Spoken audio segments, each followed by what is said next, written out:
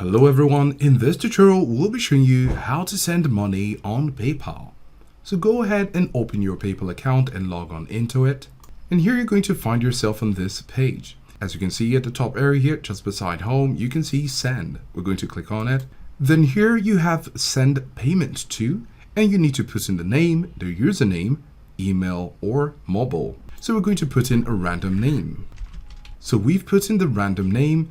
And because this user is in another country using AUD, Australian dollar, we're going to be putting in the USD that we wish to put, and it will show you how much the recipient will get. So we're going to put $50 here, and you can see they're going to get 75.65 AUD.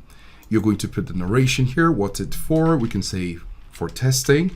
And then you're going to click on next.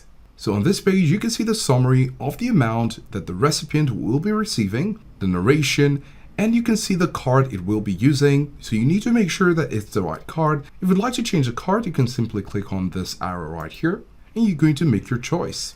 Click on next, and it's going to take you back right here. And then when you scroll down, you have PayPal fee. You also have the total in the amount which you put in USD, estimated time of delivery.